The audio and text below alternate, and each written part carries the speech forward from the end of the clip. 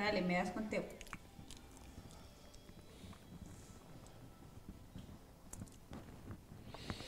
3, 2. Estamos hoy con la verdadera institución en Colombia y en América del derecho constitucional colombiano. Doctor Jacobo Pérez Escobar, maestro de maestros. Yo recuerdo cuando estaba en la universidad, yo me guié por sus textos, enormes, edificantes. Usted nos dejó una huella imborrable. Hablemos de muchas cosas hoy. Hablemos de su relación con Gabriel García Márquez. Bueno, mi relación con Gabriel García Márquez fue la siguiente. Mientras él estuvo en Aracataca haciéndolo, en esa primera edad, hasta los 8 años, lo que podía en las escuelas de esa población, yo, nacido en Aracataca, me fui, o me llevaron mis padres a El Retén, hoy municipio. Al Retén. A El Retén. Hoy municipio. Sí. Y allí, pues, yo crecí. Supe que a los 8 años García Márquez se había ido de Aracataca porque su papá era un telegrafista de esa época y lo habían pasado a otro sitio. Entonces él se lo llevó para allá. Después de muchos años fue que él volvió justamente a Aracataca, ya cuando era un personaje de las letras universal. Sí. Pues, aquí tenemos que no nos conocíamos por lo mismo. Sí. Porque yo tenía residencia cuando niño y joven en El Retén, ¿sí? Era corregimiento. Entonces, en esa época, el municipio de Aracataca. Sí. Yo hice mi bachillerato en el Liceo Celedón de Santa Marta. Ah, en el Liceo Celedón. Sí. Y de allá me vine para Bogotá a estudiar Derecho en la Universidad Nacional. Y estando en el grupo A, era de los últimos, porque la P, pues, ahí habían, por letras, llegaba al grupo. Sí. García Márquez estaba al principio. Sí. De la lista, y se sentaba atrás a hablar con unos amigos que también eran periodistas, porque ya le escribía para El Espectador y Claro. otros periódicos. Él había terminado su bachillerato aquí en Zipaquirá. Entonces, claro, nos reconocimos, fuimos buenos amigos.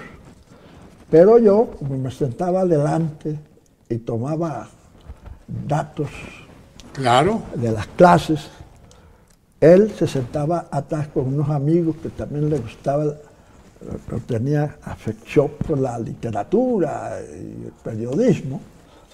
Entonces, allá se la pasaban prácticamente poniéndole poca atención al profesor y hablando de sus temas. Pero luego él me pedía que le suministrara los apuntes. ¿Qué tal? Entonces, claro, yo se los suministraba. De ahí, pues, que me haya mandado un libro como este que acabo de mostrar, Sí. en que él me dice para Jacobo, mi condiscípulo eterno. Sí, así pues que él reconocía lo útil que le fui en esa época. Qué bonito. Sí.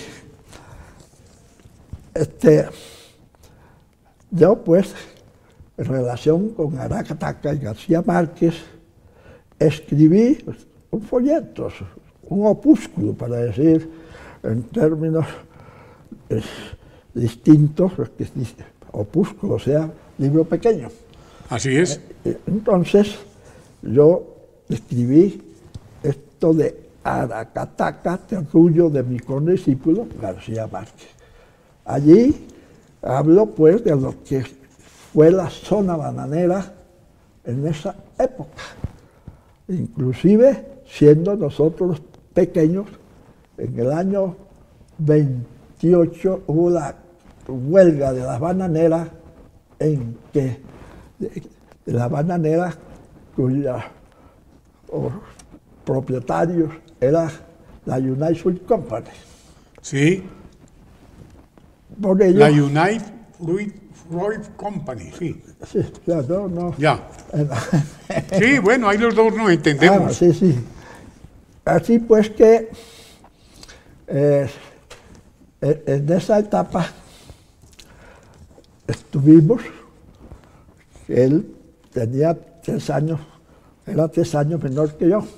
Yo nací en 1925 y en 1928. 28. 28. Sí. Entonces, en esa etapa pudimos ver y sentir, a pesar de ser apenas unos muchachos, lo que fue esa, digamos, huelga de la zona bananera, que hubo, Sí. Que hubo hasta lo que se llamó la matazón de Ciénega. En la estación de Ciénega hubo una manifestación grande y el ejército acantonado allá disparó. Uy. Y fueron muchos los que murieron. Él habla de eso, o García Márquez, pues, diariamente habla de eso. Pero otro personaje que fue allá a enterarse qué había sucedido fue Jorge Eliezer Gaitán, que era representante de la Cámara y entonces obtuvo información y documentaciones e hizo uno de los debates en la Cámara de Representantes que lo impulsó políticamente. Pues ahí hay un libro sobre eso. Sí. Así pues, que en esa época tuvimos esa, no digo así, esa situación, pues, ¿no? Grave, por lo que se recuerda, o lo recuerda uno con mucha tristeza, porque yo, aún siendo un niño, tuve que, Sí. de un niño, tuve que irme con mis padres, o me llevaron mis padres al monte cuando decían que iba a llegar el ejército al Retén. Después de que hice mi bachillerato, que vine a la Universidad Nacional, inclusive pues me encontré con García Márquez, hicimos buena amistad. Yo obtuve Sí. para el segundo año una beca porque yo había sido el mejor calificado del grupo A. Había A y B, éramos A. Entonces, a partir de ese momento, pues no tenía que pagar matrícula y me dieron residencias Sí. que los mismos estudiantes mucho tiempo después acabaron con eso, cuando empezaron a ver los problemas en la universidad ya. Pero allí pues era un lugar muy bueno porque era cerca de la universidad, cerca de las bibliotecas y había hasta un café para estudiar, que la costumbre de esa época los estudiantes de profesión era ir a estudiar a los cafés en Bogotá. Entonces, ¿Ya? Así pues que yo ahí tuve esa beca. Eso me dio enseguida de ser miembro de la sociedad jurídica de la Facultad de Derecho, que estaba formado por los estudiantes que iban teniendo las mejores calificaciones. Allí seguí y resulta que ya al final, cuando yo hacía 4 años, se me dio por ser liderazgo. Y con los amigos, entonces, hacíamos planchas para elegir a los miembros de estudiantes en los consejos directivos de las facultades y aún en el consejo directivo de la universidad. Allá hubo, por esa época, una asamblea estudiantil que estaba conformada por los elegidos por cada consejo. Entonces, a mí los de Derecho me dijeron, no, te postulamos para la presidencia de esa asamblea. Pero resulta que había un cargo que era permanente de la asamblea y con sueldo. Bueno, entonces les dije yo, no, que me pongan allá de otras partes, que me elijan secretario, porque ese era permanente y tenía sueldo. Qué bien. Así pues que ya terminando el 5º año, tenía ese cargo, pero como yo había tenido de profesores, como le había dicho, por un lado a Alfonso López Michelsen. Alfonso López Michelsen. Sí, y tengo y a Carlos Llera Restrepo. Y Carlos Llera Restrepo, ya eran ya políticos, y Carlos Llera, pues, había sido ministro de Hacienda y era del directorio, y ellos habían convocado una asamblea nacional estudiantil de los liberales. Entonces, a mí, pues, fui uno de los que los estudiantes eligieron para representarlo de la Facultad de Derecho. Estuvo también allí Carlos Olmes Trujillo, el papá. El papá. Claro.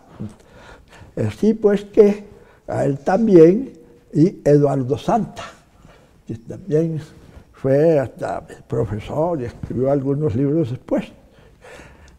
Él era del Líbano, Tolima, pero sus papás eran antioqueños. Ya. Entonces, allá, las postulaciones. Yo, pues, no había dicho nada. Entonces ellos dijeron, no, tú tienes que ser el presidente. Y había otro aspirante de Antioquia, que también es un buen grupo. ¿No? ¿Qué pasó? Pues que me eligieron presidente de esa asamblea estudiantil. ¡Qué bonito! Entonces, 151. Esta asamblea, bueno, se liberó, y de ahí salieron varios estudiantes que más tarde, algunos fueron ministros y buenos puestos. Sí. Sí.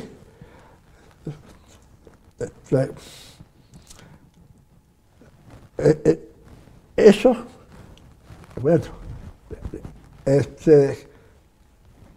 yo me fui para En ese momento el presidente ya había cambiado en el país y era Gómez, que la memoria, Laureano Gómez. Sí, y él, por aquí está. Sí. Mírelo. No sé. Aquí está Laureano Gómez. Exacto. Entonces, sí. Entonces. Se fue. Bueno. No sé. Ese es Alberto Lleras.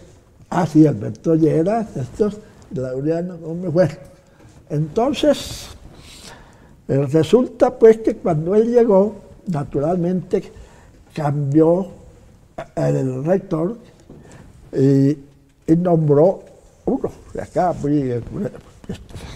era ingeniero muy prestigioso. Caramba, tengo el problema de esta edad que la memoria me falla. Bueno.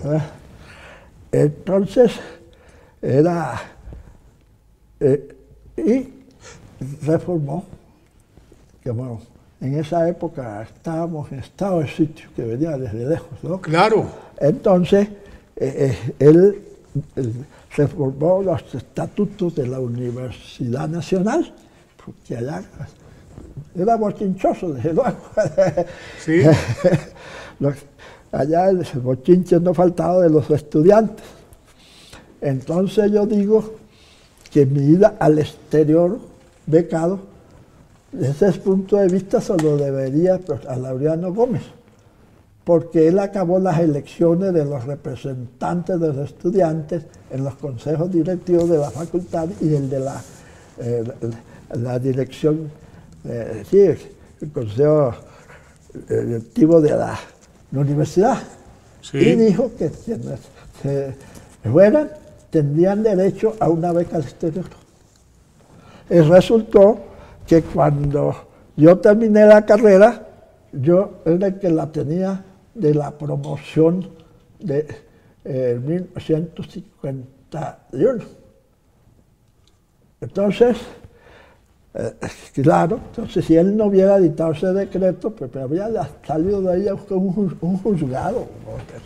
Sí. Por eso, desde ese punto de vista, a ese decreto es que yo pude ir 2 años, inclusive me prolongaron a 2 años y medio, a estudiar a la Universidad de París.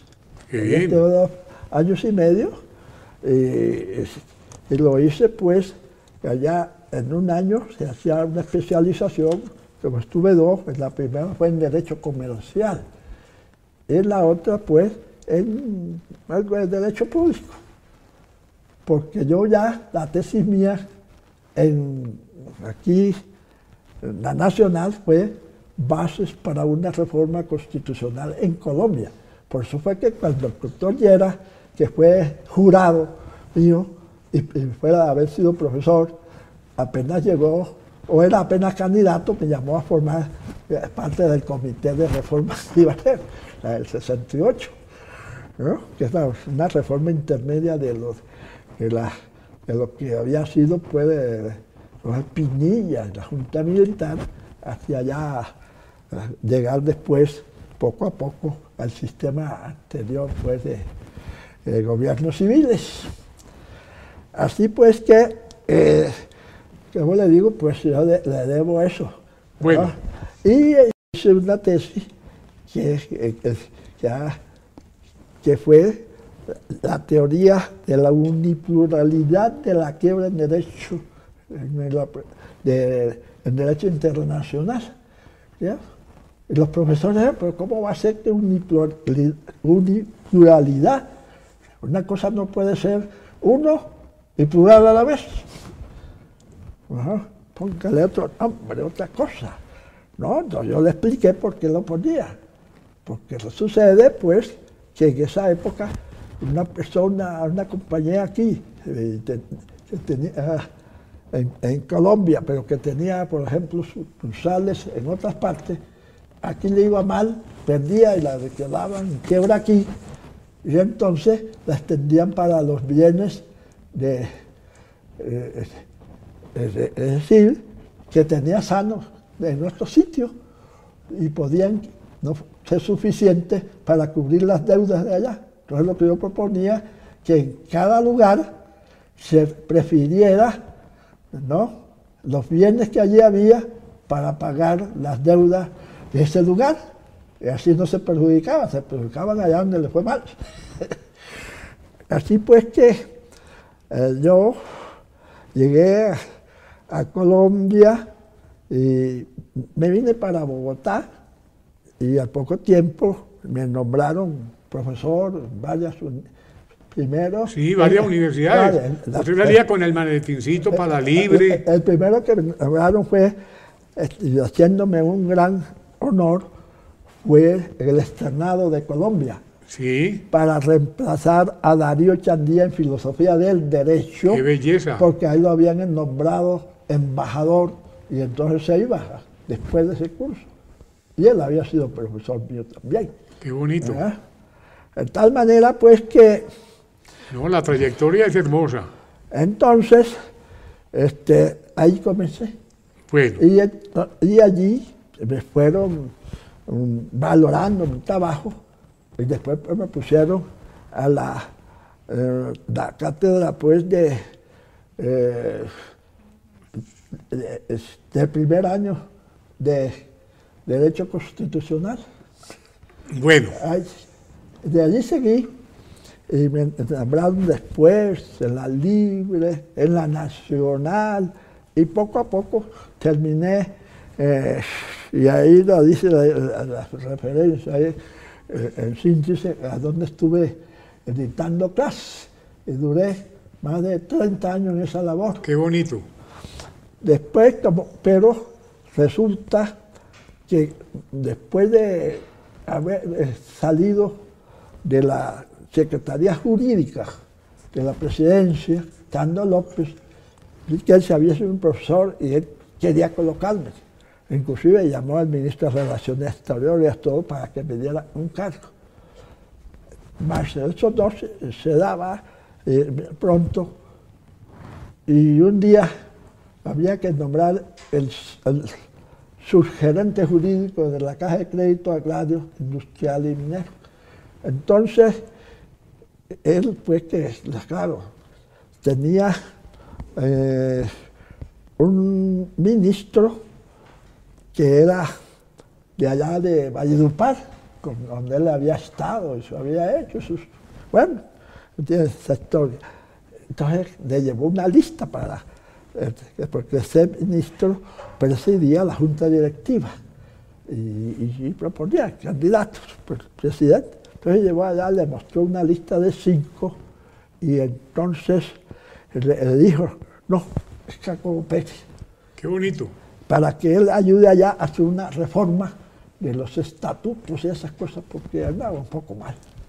Pues sí, la llevaba allá y me llamó, hombre, caramba. Yo le dije, no, si yo soy amigo de él y de allá, de Aracataca, Retén. Entonces me nombraron. Yo fui al principio, no quería aceptar. Yo tenía otras cosas por ahí ya andando, ya profesionales. Recuerdo que yo era asesor jurídico de la Embajada de Japón. Seguro, puesto de eso. Pero al fin dije, bueno, vamos ahí. Y me fui de sugerente por esa asignación. Y empecé a estudiar los problemas. Y el año y medio, esos años, resulta que me llaman del Consejo de Estado. A decir, lo hemos elegido consejero de Estado por unanimidad. Ahora no vaya a decir que no acepta. Y económicamente era mejor la Caja. Obvio. Entonces, pensándolo y eso, dices, y los amigos, ¿no?, me dieron almuerzos, entonces acepté. Y entonces, estando ahí, justamente llevaba ya 4 años en la sección tercera, resulta pues que me llama el ministro de Gobierno del presidente Belisario Betancur, y él era Jaime Castro, con quien nos entendíamos bien. Entonces, ¿no? Que de allá ellos habían pedido, porque iban a cambiar de color político la gobernación. Era conservadora. Gobernador de Magdalena. Sí, gobernador de Magdalena. Y entonces pasaba, pues, se la iban a dar a los liberales y le pidieron candidatos al directorio. No, allá llegó, creo que Armando Fuente y otros. Dijo, no, tenemos un candidato muy bueno, ha sido esto y esto. Y me llegó, pues, y me postularon. Y llegó allá, hablaron la gente con quien consultó, que era un militar, y me nombró secretario de Hacienda del departamento. Bueno, ahí estuve en ese cargo. Después fue cuando me vine a Bogotá, ya siendo presidente, Carlos Llera me nombró, como le digo, allí en secretario general y director administrativo de ese ministerio, que había los territorios que hasta los contratos tenía uno que revisarlo allá. Allá tenían más poder los alcaldes que podían celebrar contratos, no los intendentes y comisarios. ¿Cómo le parece? Sí. Así pues que después yo me vine y estuve en el ministerio, luego asesorando, luego a empresas, pero un día cuando terminé lo de la gobernación, ya me habían nombrado miembro del Consejo Electoral que había entonces. Pero yo vine, hablé con ellos, y yo quería como ejercer la profesión, porque en los puestos si uno es honesto, no hace plata. ¿Cierto? Sí, entonces apenas supieron en la corte que había en esa época difícil, ¿no? Poco eran los que aceptaban, porque ya habían matado, pues, la mafia, pues, ¿no? Yo les dije que no, porque ya quería ejercer, por eso no había aceptado este otro cargo. Pues un día me dijo uno de allá, paisano, no, tú no quieres tener porque eres cobarde. Entonces eso como que me enfureció, y dije, no, voy a aceptar. Entonces fue y acepté ser el magistrado de la Corte Suprema de Justicia.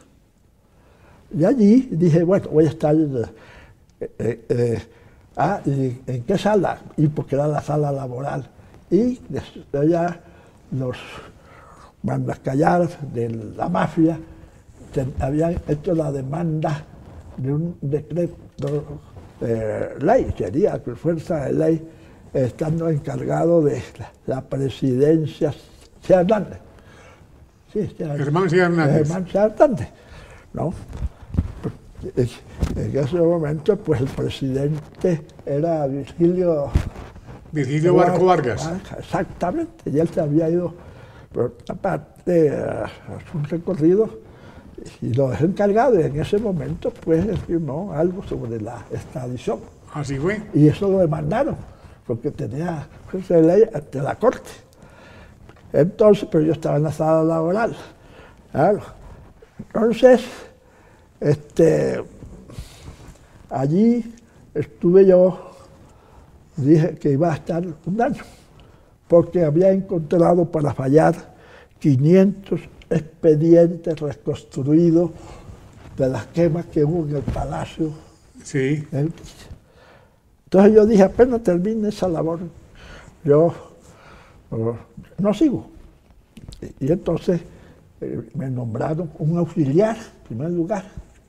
Entonces yo llegué, organicé por similitudes esos paquetes, los negocios. Y empezamos a trabajar. Y en año y medio, pues yo terminé. Y dije, no, yo voy a renunciar, ¿no? Y así, pues, empecé, entonces ya tenía tiempo para la pensión. Y era una pensión saliendo del magistrado. Y así lo hice. Dieron la pensión, yo renuncié. Y no me aceptaban la renuncia. No me aceptaban la renuncia, caramba, hasta que un año, ya después, sí, la aceptaron. Entonces yo pensé, ya bien,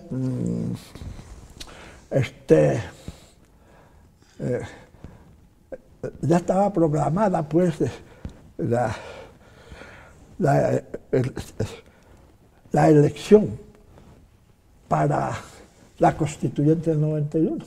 Bueno, ¿y cómo pasa de la Constitución del 86 al 91? No, eso era... Porque es que usted es un tratadista del 86. Sí. ¿Y cómo termina con el 91? Bueno, entonces, como le digo yo, no fui elegido, salí porque salía y era un año después, es decir, porque la inhabilidad se prolongaba, pero entonces yo alcancé hasta postularme, pero desde luego no cuajó como dice. Eligieron, y estando allá ellos, que duraron un tiempo haciendo los estatutos y todas esas cosas, cualquier día me llaman y me dicen que allá habían hecho la presidencia plural 3 grupos para repartirse los puestos. Horacio Serpa, liberal, le correspondía la secretaría general ¿cómo es?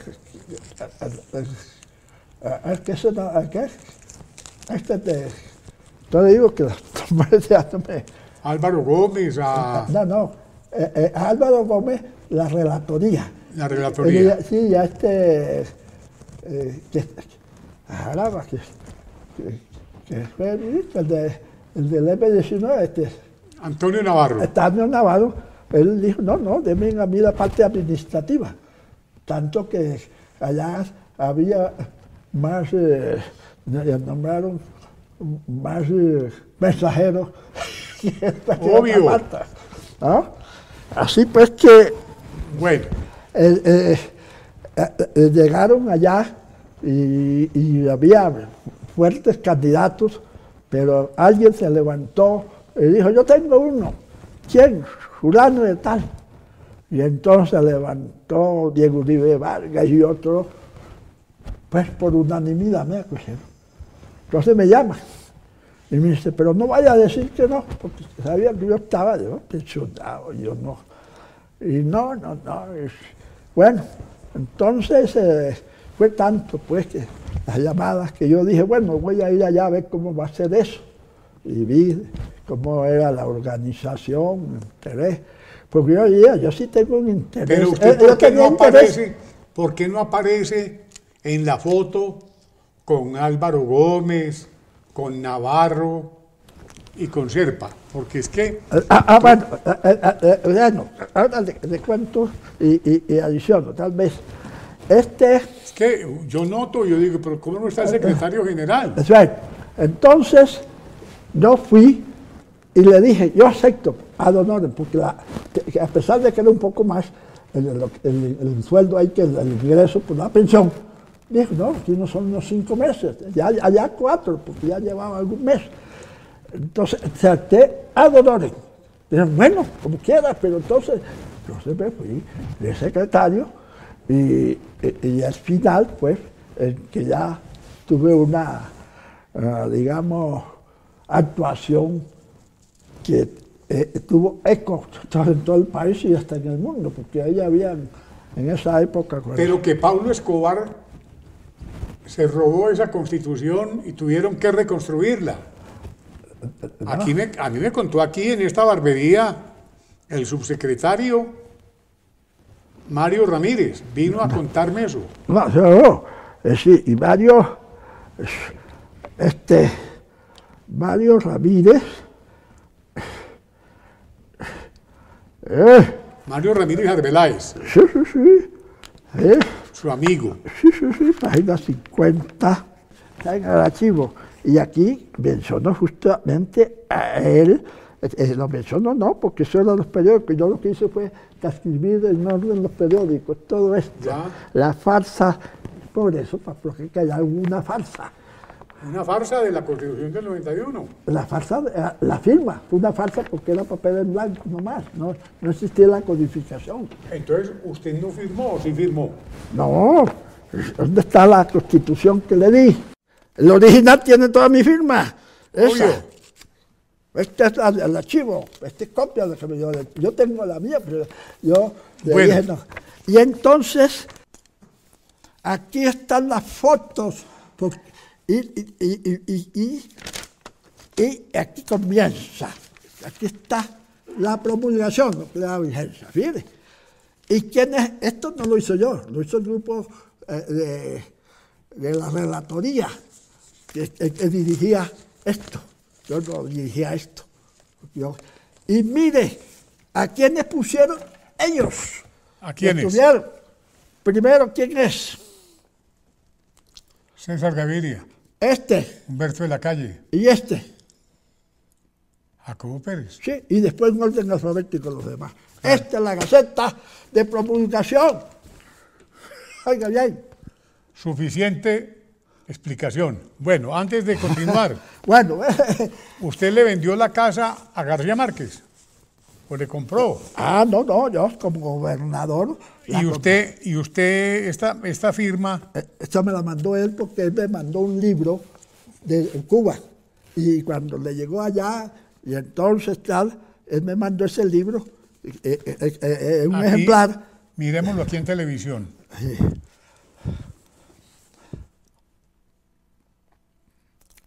Para Jacobo Pérez, No, Jacobo.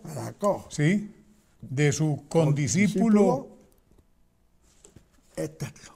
eterno, Gabriel García Márquez, Año 86, 1986. año 86. Bueno, de todas maneras esto fue un espectáculo. Esta es la historia verdadera, contada por un hombre que tiene por qué saberlo, y le agradezco su presencia hoy. No, yo muy agradecido a usted. Me siento orgulloso. Sí. Bueno, ¿qué Y tuvo?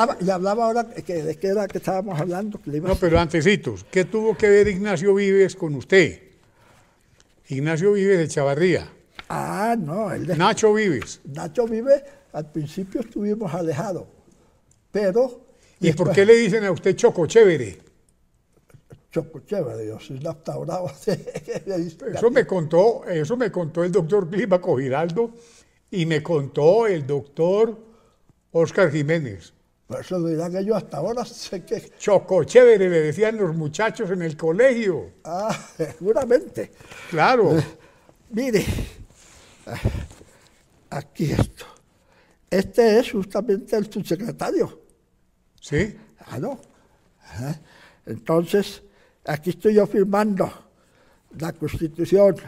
Entonces, por eso le traje, esta es parte de mi vida, gobernador, con los ministros, con Usted solamente aceptaba tener 5 en las calificaciones, ¿no? Sí, casi sí, eso. Mire, aquí, que me nombró ministro. Ministro, Este era el presidente. gobernador de Magdalena por parte de Belisario Sí, Betancourt. aquí está en gráfico más o menos lo que yo le he dicho. Aquí estoy en gráfico, aquí cuando me iba a posesionar. Pero ya acá al final está desde luego lo de la constituyente. Y aquí lo que dice, me gustó mucho aquí porque resuman cada cosita que le faltó. El domingo 7 de julio nació la Constitución. Es la prensa, por eso digo que yo recorté la prensa. Obvio. Porque eso lo dijo toda la prensa. Y pues no quiso poner acá del proceso, ¿no? Aquí, pues, eso está aquí en esto. Todo esto son recortes de los periódicos. Y mire los titulares. Este titular es de ¿qué periódico? El Espectador. ¿Cómo publicó? Qué bien. Aquí está la historia esa, resumida. ¿Eh?